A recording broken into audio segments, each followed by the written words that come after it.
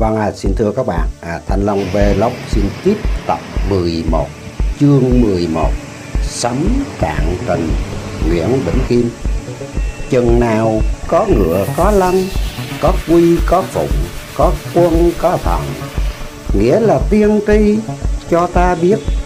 Chỉ chừng nào có một chế độ đạo đức, loài người mới hưởng được hạnh phúc trường tồn, an cư lạc nghiệp mà thôi. Thơ rằng Long Vĩ xà đầu khởi chiến tranh, can qua xứ xứ khổ đau binh, Mã Đề dương cước anh hùng tặng, thân dậu niên lai kiến thái bình. Có người dịch đuôi rồng đầu rắn nổi chiến tranh, khắp hòa thiên hạ khổ đau binh, móng dê chân ngựa anh hùng hết, thân dậu rồi ra mới thái bình. Người ta cho rằng bài này chỉ vào cuộc thể chiến thứ hai, cuối năm Thìn Long Vĩ, đầu năm Tỵ xà đầu 1940 và 1941. Chiến tranh bao trùm, nổ bùng khốc liệt và bao trùm mọi xứ trên toàn cầu binh lửa.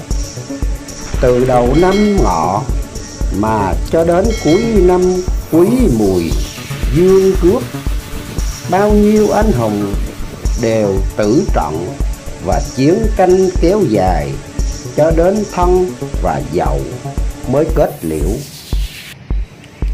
Một đám mây xanh sinh giữa trời, năm ba thằng bé đánh nhau chơi, thiên hạ 10 phần còn có một, bây giờ Bạch Vĩ mới ra đời. Lẽ huyền nhiệm của 4 câu trên chúng ta là xin thú nhận, không bàn đến. Tuy nhiên về danh từ bạch sĩ, chúng tôi xin góp thêm vài tài liệu như sau.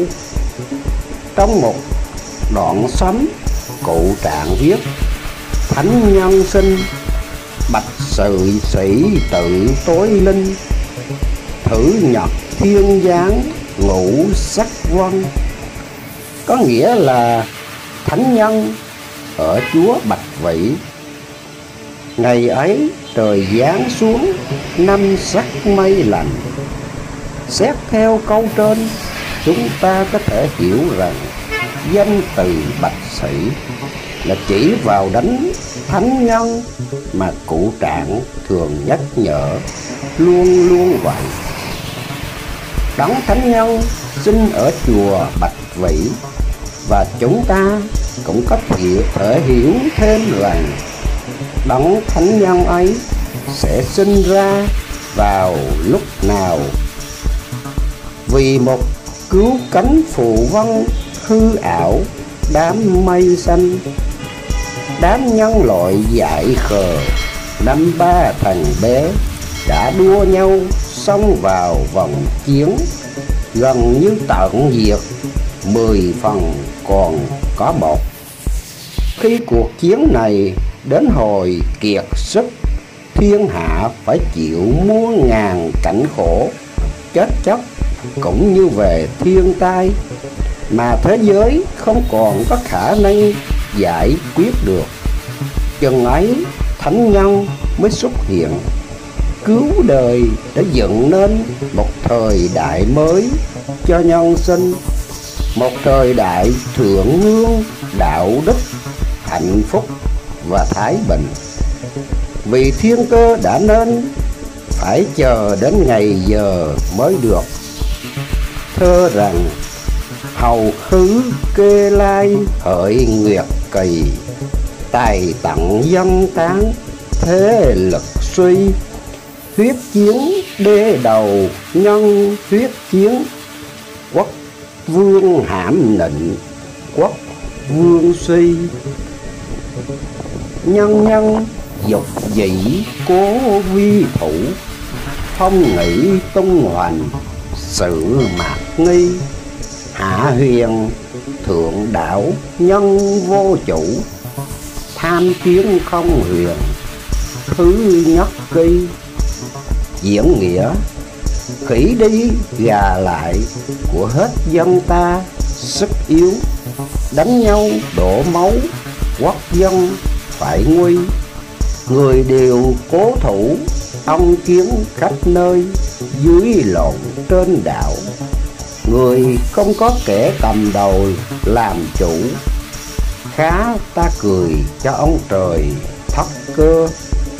Vì thế mà có bài thơ khuyến đời, phải chăng là của Cụ Trạng. Tích nhật Đường Lan khởi bộ truyền, bất thi hoành tước tại thân biên.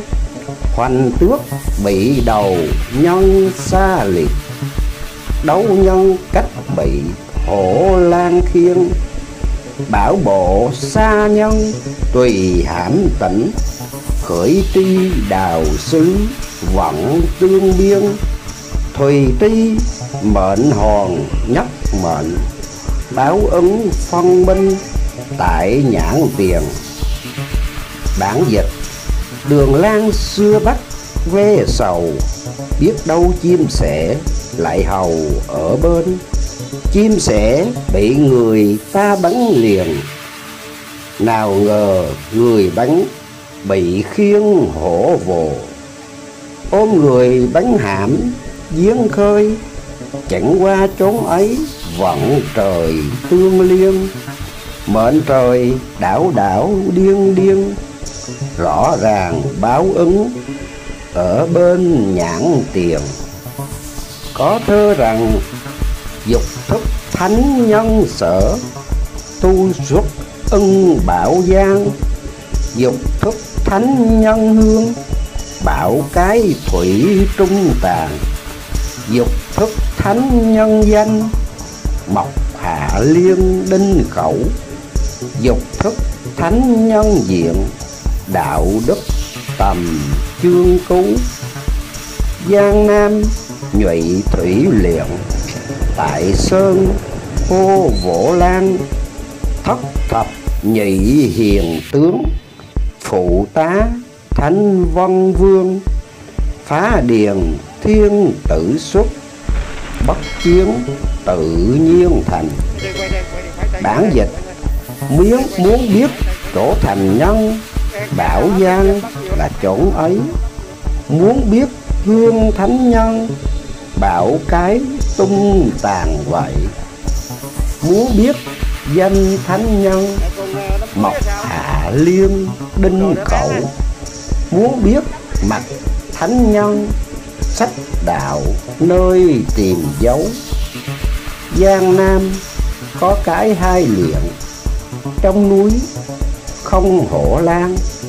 72 hiền tướng, phó trợ thánh quân vương. Vỡ ruộng thiên tự sức, không đánh tự nhiên hơn. Thêm một lần nữa, Cụ Trạng trình bằng bài thơ ngũ ngôn trên đây đã trình bày với chúng ta bức phát họa về thân thể sự nghiệp của con người mà cụ hằng nhắc nhở mà chúng ta hằng trong đời. Đó là đấng thánh nhân của thế giới, của tương lai, đấng thánh nhân của thịnh đức, đủ thu phục bốn phương.